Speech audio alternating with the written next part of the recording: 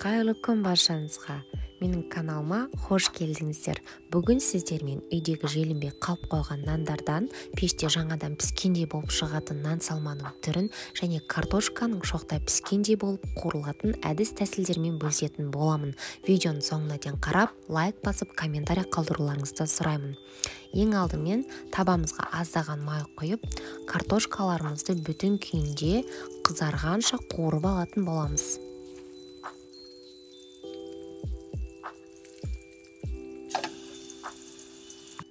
Бетін жауып, және аздаған уақыттан соң осылай екінші бетінде толықтай қуырып алатын боламыз.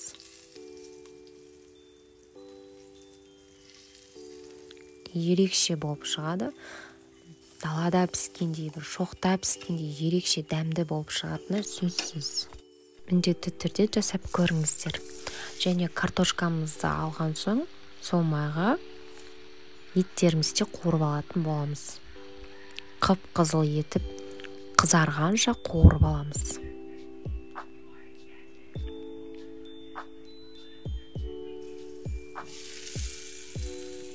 Тұзымызды салып, жақсылап қуыратын боламыз.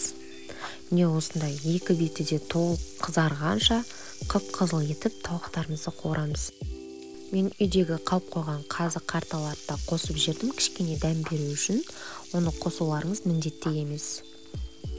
Және пиязымызды да қосып қуырып аламыз.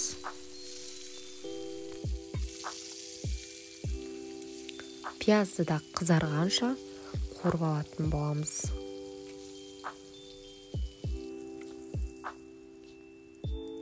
Және оның үстінен сәбіздерімізді де қосып, оны да кішкене қуыратын боламыз.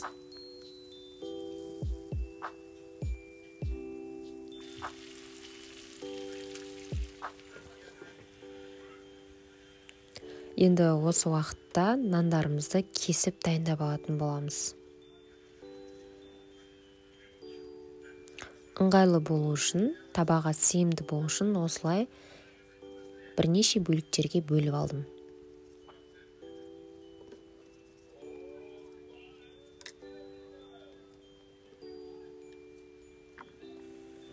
Нанымызды дайындап алдық.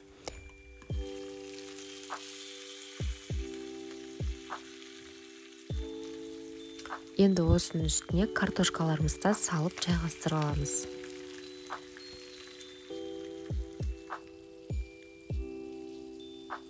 Суымызды құйып, қайнататын боламыз.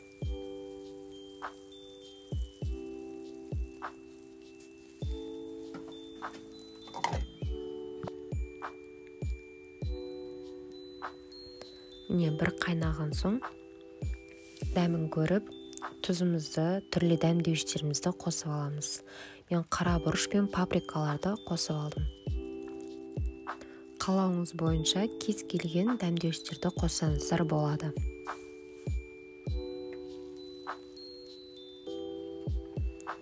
Енді жай отта осылай пісіріп аламыз. Кішкене су тартылған соң, енді нандарымызды бетіне қойып шығатын боламыз. Барлық нанымызды осылай жайғастырып аламыз.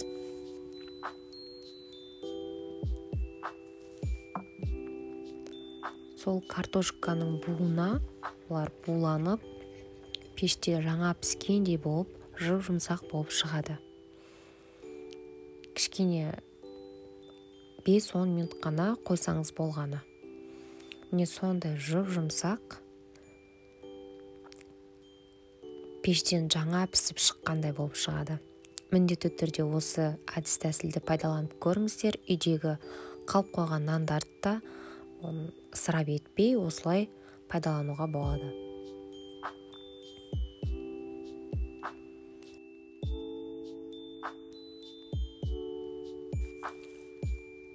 Картошкаларымыз да сондай дәмді, ерекше болып шықты.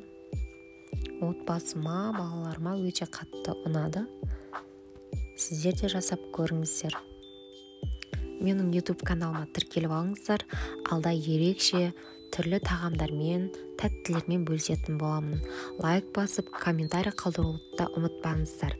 Назарларыңызға рахмет. Сіздермен болған Сандуғаш Әбдіқұлқызы.